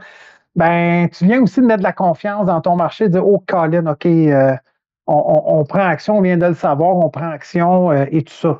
Peut-être qu'on est plus blanc que blanc, mais comme je répétais tantôt, surtout quand on est au service de l'approvisionnement, ben, on se doit d'être assez prudent là, dans ces éléments-là parce que l'organisation d'emblée nous fait beaucoup confiance par rapport à cette situation. Tu sais, on est jugé sur différents éléments. On est jugé sur d'être capable de livrer des contrats dans les meilleures conditions, idéalement financières et tout ça, mais également au niveau de... Tu sais, des fois, je me suis déjà fait dire, ben, on est content, tu fais du bon travail, on ne sort pas dans les médias. Tu dis, bon, j'espère qu'on ne sortira jamais dans les médias parce que mon travail est évalué là-dessus. Mais néanmoins, il y a quand même ça là, dans notre travail où tout le volet d'intégrité, d'équité et tout ça là, est assez important. Fait que c'est pour ça que je suis peut-être quelqu'un qui a une plus grande prudence là, par rapport à ces situations-là. Là. C'est dans le sens où la confiance du public a été quand même très durement affectée envers nos marchés publics. On a eu des commissions d'enquête qui ont fait la lumière sur des situations qui étaient préoccupantes, on peut le dire de cette façon-là. Puis malheureusement, on se rend compte que ça existe encore. Encore en 2025, on a des situations qui affectent la confiance du public dans la gestion de nos marchés publics.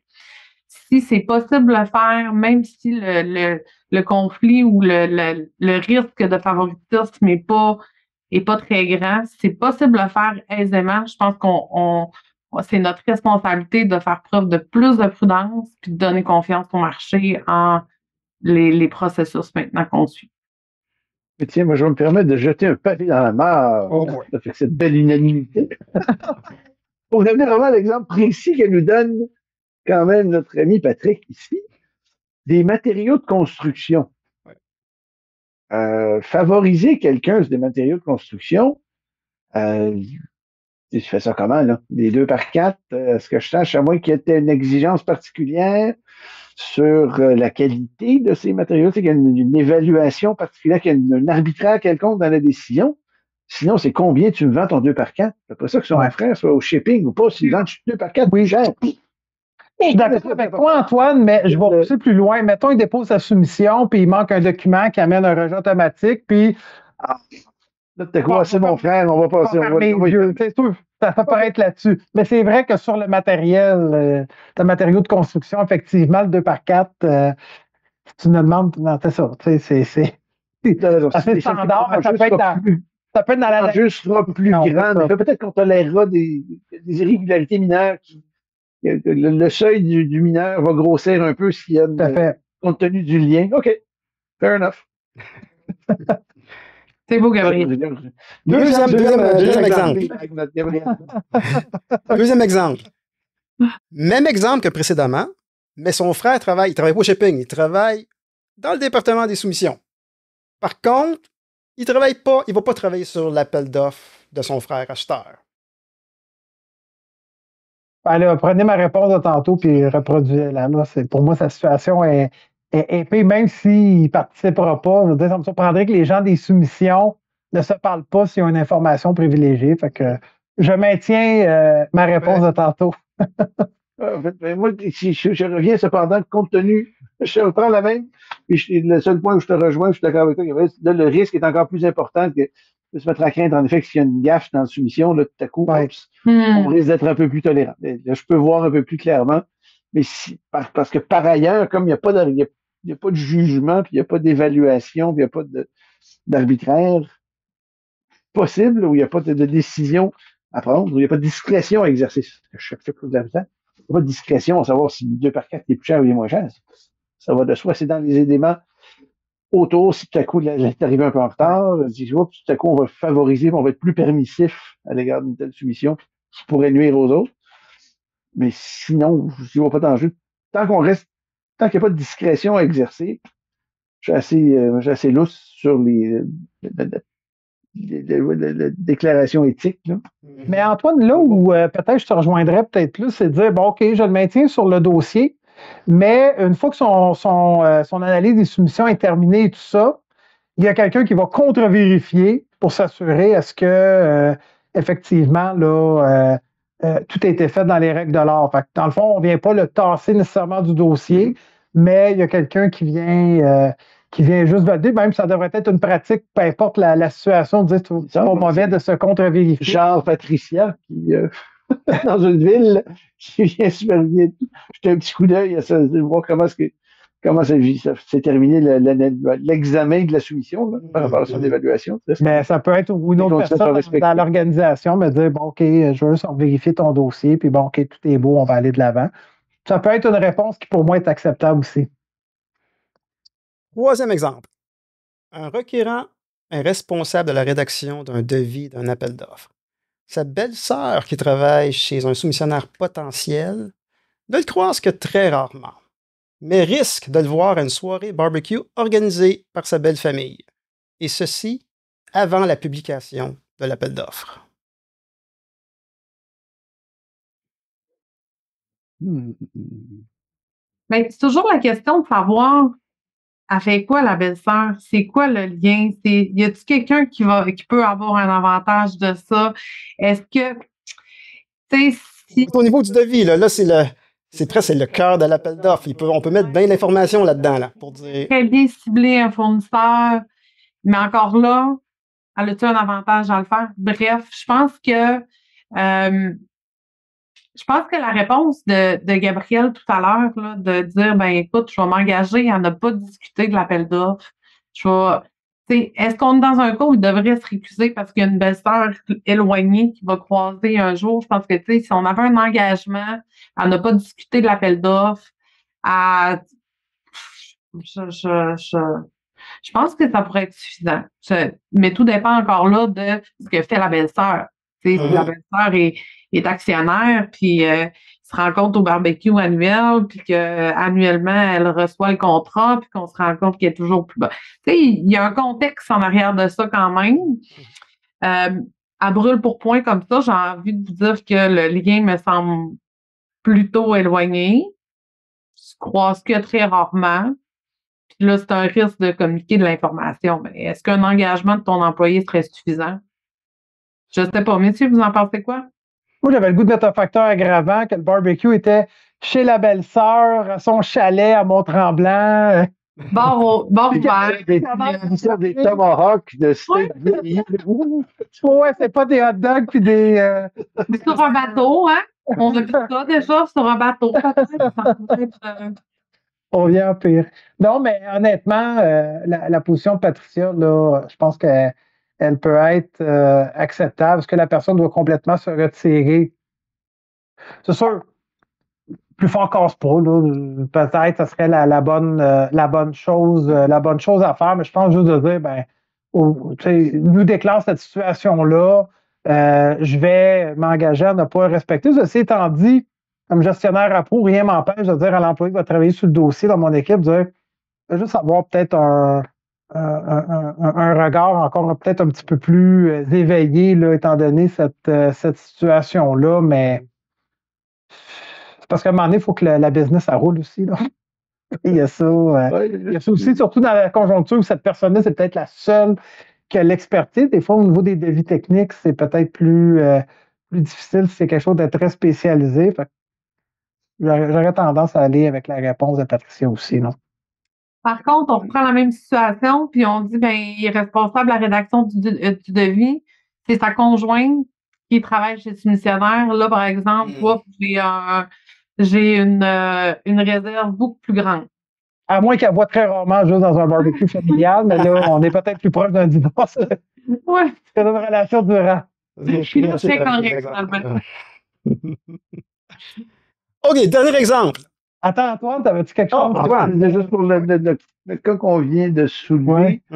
Je renchéris un peu sur ce que tu disais, Gabriel. Peut-être s'il y a moyen peut-être d'avoir quelqu'un qui jette un coup d'œil sur le devis avant qu'il sorte, connaissant ça, de OK, est-ce qu'on est capable de faire un lien, puis quelqu'un qui connaît un peu le marché, là, de faire circuler un peu avant, quelque chose qui vous frappe, qui frappe quelqu'un là-dedans, là? Ça fait s'assurer Puis nous aussi, tu sais, comme gestionnaire, être vigilant, hein, tu sais, si on reçoit le devis une année, puis là, on se rend compte que, oups, il y a certains éléments qui ont changé, tu sais, ça a l'air d'être des éléments centraux. Ben, tu sais, nous aussi, questionner aussi ces changements-là, ça pourrait être, on a un œil aguerri quand même, là, d'année en année sur ces dossiers-là. Encore une fois, interroger l'employé en question. Je disais toujours, tu n'as rien mis qui favorise indûment quelqu'un. Tu sais, c'est pas dirigé à l'entreprise de ta belle-sœur, tu n'as pas donné des petits conseils, tu n'as pas dirigé un peu. C'est embêtant quelqu'un qui va dire non, non, c'est comme par hasard. De répondre le contraire. Ah, OK. Puis on va le voir rapidement quand même, le malaise, là, à moins que ce soit un franc. Un bon menteur, hein? Oui, c'est ça. Mais tu sais, rapidement, normalement, ces situations-là, on descend les malaises. Dernier exemple. Après plusieurs années en place comme fournisseur d'équipements sportifs, une certaine camaraderie s'est installée entre le représentant et le requérant d'une municipalité. Un nouvel appel d'offres sera bientôt publié et ne sachant pas s'il sera en mesure de remporter encore une fois l'appel d'offres, le représentant offre à notre requérant plusieurs articles de sport usagés, mais en bonne condition pour ses enfants. Là, dans ton cas, est-ce qu'il l'a accepté? On va dire que oui. OK, bien là, premièrement, il y a peut-être une mesure disciplinaire à donner à cette personne-là. Là. C'est peut-être le premier geste. Puis, bon, je ne me prononcerai pas sur la sanction appropriée, mais je pense que c'est la première chose. Mais c'est clair que cette personne-là, il faut la retirer du dossier. Là. C'est pas juste remplir une déclaration puis tout ça. Moi, je pense qu'il doit être retiré. Puis je pense qu'on a à y réexpliquer là, le fonctionnement du code d'éthique et tout ça. Quoique il y a des codes d'éthique qui disent bon, ben, pour un montant X, tu as juste au-dessus d'un montant X, tu dois le déclarer, tout ça. Mais néanmoins, on parle qu'on est en train de préparer un devis technique pour peut-être un appel d'offres. Si on parle d'un appel d'offres, c'est potentiellement un appel d'offres public. Donc, au-dessus de 133 800 minimalement. C'est quand même un gros montant. Fait que ça n'a pas coûté cher aux représentants pour fournir quelques équipements sportifs usagés. Peut-être quelques centaines de dollars, peut-être moins. Bref. Moi, je retirerais la personne du dossier. Là. On commence à toucher à la corruption. Oui. Un autre sujet. Ben oui. Le mot mais pas raison, on est là-dedans. C'est quoi l'intention du soumissionnaire ici? Là, moi, je vois quelqu'un qui ne sait pas s'il va remporter un nouvel appel d'offres. Il sait que l'appel d'offres va être publié, fait un cadeau à un fonctionnaire. Moi, je suis pas mal plus dans le. Je suis plus dans le conflit d'intérêts. Là. Je suis plus clairement que, tu sais, on parle plus de ça. Là. Cet employé-là doit plus toucher ni de près ni de loin au contrat, à l'appel d'offres. Mais, tu sais, s'il fait des cadeaux dans le but d'obtenir l'information privilégiée, dans le but d'avoir un avantage quelconque, clairement, on est davantage dans la corruption que dans le tout à fait. c'est criminel, là, tu sais. Tout à fait. Mais c'est intéressant comme notre conversation, c'est que c'est comme évident, mais moi, je suis sûr qu'il y a certaines personnes qu'eux autres, ils ne voient pas le problème. Là. C'est pas pour rien non plus, Patrick, que plusieurs codes d'éthique et déontologie, dont celui de Ville-le-Saguenay, là, ce que je répète à mes requérants, il y a une présomption dès que tu reçois un cadeau de la part d'un fournisseur de biens ou de services, c'est fait dans le but de vouloir t'avantager ou de vouloir s'avantager plutôt. Là. Donc, il y a une interdiction totale, peu importe la valeur. Il y a des cadeaux de faible valeur qui sont possibles dans le cadre de nos fonctions, mais pas quand ça provient d'un fournisseur de biens ou de services. Puis l'idée en arrière de ça, c'est qu'on ne peut jamais être sûr à 100% de l'intention en arrière de ça. C'est criminel, c'est grave, puis il faut le traiter avec toute la gravité qui s'applique. Même quand on passe des critères, des trucs de faible valeur, on te remet un porte-plume, un stylo à 25$, mais c'est pas Merlot dessus. Le problème avec ton crayon pas Merlot partout, tout le temps. Pas d'allure. Même si c'est un crayon plus simple encore là. Pourquoi est-ce qu'il porterait le nom et la marque d'un des fournisseurs? Pas de raison. Une question. Absolument. Tu fais d'accord? Quelle image on donne? C'est pas bien cher, mais la casquette, tu promènes avec la casquette d'un des fournisseurs, tu peux pas. Puis les gens vont nous dire, ben ouais, mais voir que je vais favoriser le fournisseur parce qu'il m'a donné une casquette, un polo, puis tout ça. Bon, j'avoue que ça a fait que tu as influencé, mais néanmoins, ça peut t'influencer, c'est l'image que ça peut emmener aussi. Imaginez le compétiteur, pour X raison, parce qu'il y a un contrôle, vient déposer une soumission, il croise la personne avec la tuque de son compétiteur. Est-ce qu'il est en confiance que ta soumission va être traitée équitablement? Ça se peut que non. Là. Ça se peut que non. Ça se peut. C'est fort probable. Surtout si c'est celui qui sait que c'est lui qui a rédigé le devis technique, puis il y a un polo de son compétiteur. Ça part pas bien, je trouve. Ça fait drôle, hein? Au niveau de l'apparence. Gabriel, tu viens de dire quelque chose, puis là, c'était même pas prévu que je pose cette question-là, mais tu viens de dire l'affaire de la casquette, mais LinkedIn, est-ce que ça vous arrive des fois qu'un fournisseur, boum, il t'envoie une demande de contact, t'es là, puis wow, je m'en vais en appel d'offres. Non, ça me tente. C'est quoi votre position là-dessus sur les contacts LinkedIn? Les fournisseurs. Rapidement, là, j'ai pas toutes les personnes avec qui je suis en connexion, là, mais je dirais qu'à 95% au-dessus, si c'est pas 100%, là, je me garde une marge de manœuvre, là, c'est essentiellement des relations plus professionnelles, soit d'autres approvisionneurs ou des gens que j'ai côtoyés dans d'autres emplois, là, des anciens collègues de travail et tout ça. Je dirais que c'est beaucoup ça. J'ai très peu, je vais dire très peu, mais je pense que j'ai aucun représentant de fournisseur là, vraiment dans mes contacts LinkedIn, mais je voudrais pas me faire vérifier de quelqu'un. Ben oui, tu as un tel, mais si c'est arrivé, je ne sais pas dans quel contexte, mais c'est clairement pas en lien avec un appel d'offres en préparation. Ça, c'est clair, net et précis. Et vous deux, non? Ben, là, écoute, je pense pas que dans mon répertoire, j'ai nécessairement des soumissionnaires potentiels comme contact. Par contre, j'y vois moins une problématique que là, ça va. C'est vraiment très purement personnel comme opinion. J'y vois moins une problématique où c'est un réseau fait pour développer des liens d'affaires, justement. Puis parfois, tu sais, je peux aller chercher de l'information auprès d'un soumissionnaire, je peux le questionner. Versus si j'ai un soumissionnaire potentiel sur mon Instagram, sur mon Facebook, je pense qu'il y a une marge, là. Je pense qu'il y a une distinction sur la proximité qu'il va y avoir dans ces réseaux sociaux-là. Donc, moi, je ne vois pas nécessairement de problématique dans le sens que ben, ça peut être un bottin de contact, au même titre que je pourrais avoir un contact sur mon courriel où je vais aller chercher de l'information. Tout dépend de ce qu'on va faire avec ce contact-là là, dans un. Ouais. Parfait. Ouais, moi, je suis plutôt permissif sur LinkedIn aussi. C'est un réseau d'affaires, strictement, puis des relations d'affaires, des relations des gens avec lesquels tu es en contact. C'est un peu plus embêtant quand, en effet, tu connais des gens, j'aime bien ce péronisme, ni des lèvres, ni des dents, puis que tu tout à coup te sollicites pour avant de commencer un appel d'offres. Là, attends un peu. Ouais. J'aime bien, j'ai toujours de la difficulté à accepter sur LinkedIn des gens dont j'ai jamais entendu parler, qui tout à coup sollicitent. Bon, OK. Tu peux le voir en disant, ben, écoute, c'est toujours utile de l'avoir, puis moi, ces gens-là vont spotter, ils voient un intérêt. Peut-être que ça sera utile un jour. J'ai plutôt tendance à inviter des gens une fois que je les ai rencontrés, un peu comme on se remettait des cartes de visite dans le temps.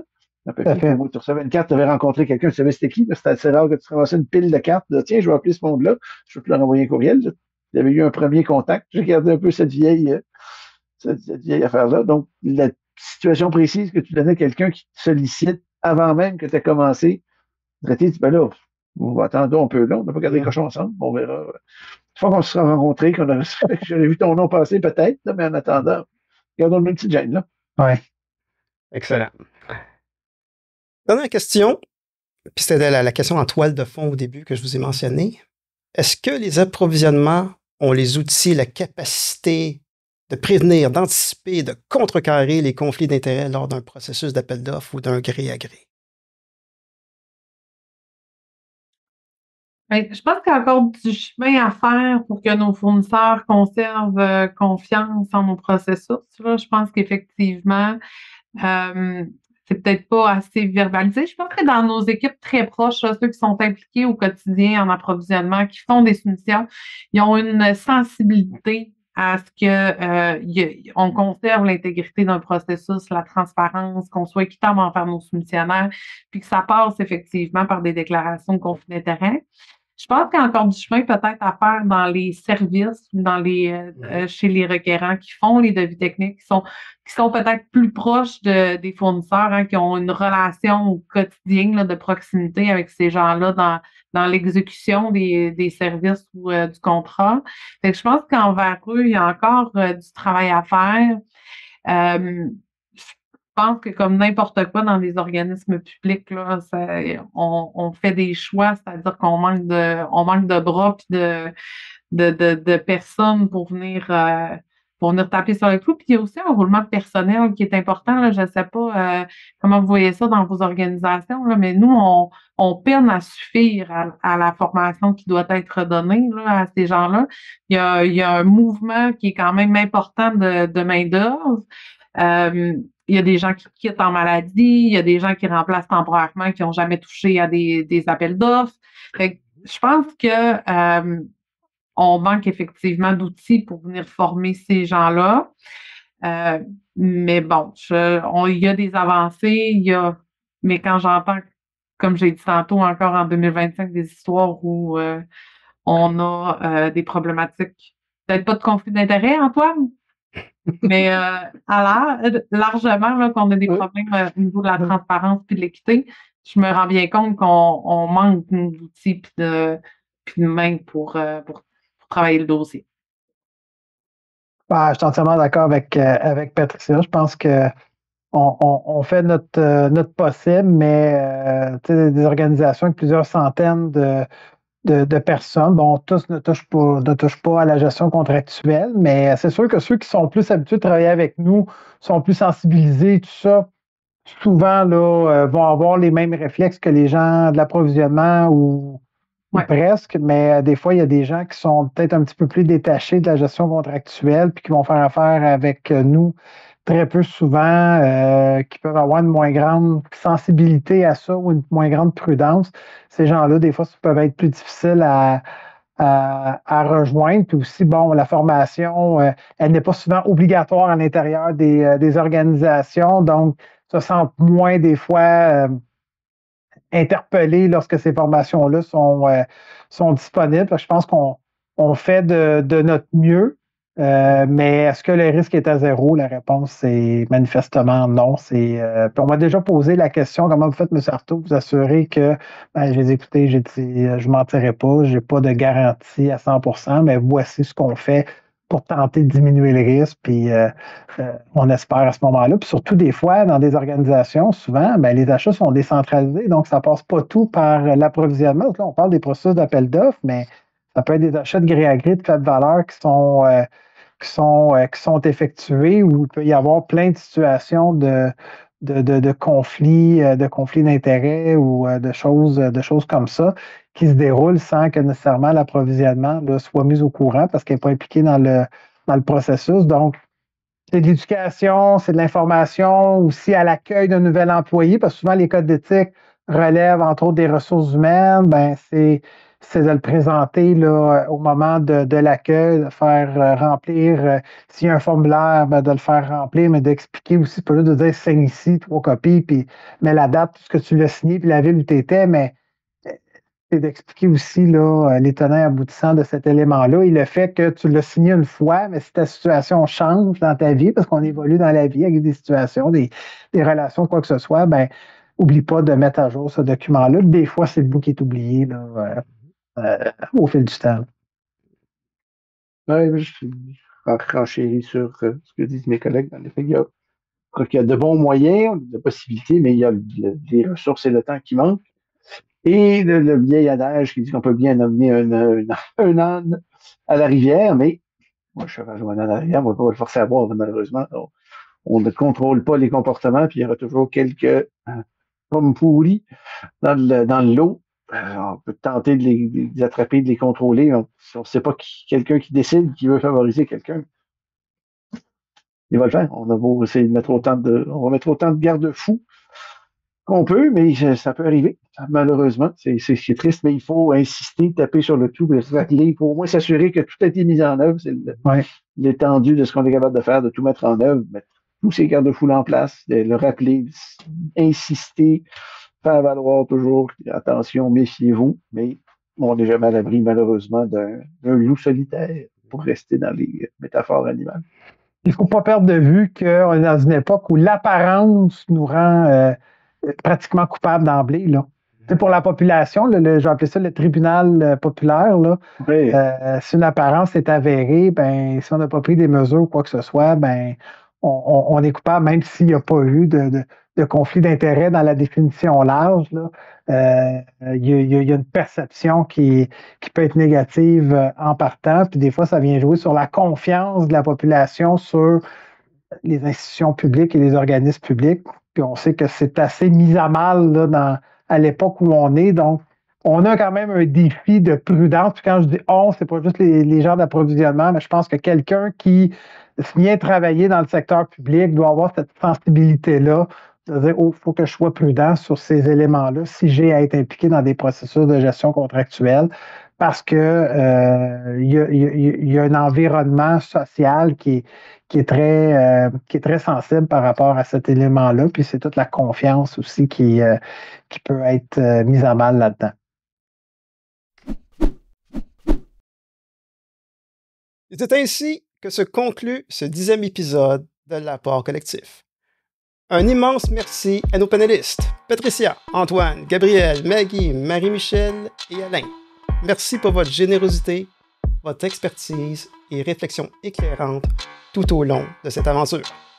Votre apport a fait toute la richesse de ce balado et c'est grâce à vous que ces discussions ont pu résonner si fort auprès de notre public. Remerciements à notre partenaire, Chaîne d'approvisionnement Canada, ainsi qu'à tous nos partenaires qui ont pour mission de faire avancer la profession. Merci également à vous, mesdames et messieurs, pour votre fidélité et vos commentaires positifs qui nous ont motivés à aller toujours plus loin. Motivés pour vous offrir une deuxième saison. Oui, l'apport collectif sera de retour à compter du mois de septembre. Nos 6 panélistes originaux seront de retour, mais aussi de nouvelles ressources se rajouteront à l'équipe. De nouvelles ressources expertes en approvisionnement et logistique, qui vous seront dévoilées bientôt. Attendez-vous à avoir plus d'épisodes pour la saison 2 avec de nouveaux thèmes et encore plus de discussions passionnantes. En attendant, les épisodes de la saison 1 sont disponibles sur YouTube et Spotify. Nouveauté, les épisodes en version audio seulement sont sur Apple Podcasts, Amazon Music et d'autres plateformes bien connues. Encore une fois, merci d'avoir été à l'écoute de l'Apport collectif, balado qui est devenu une référence pour plusieurs professionnels, formateurs, chargés de cours et étudiants.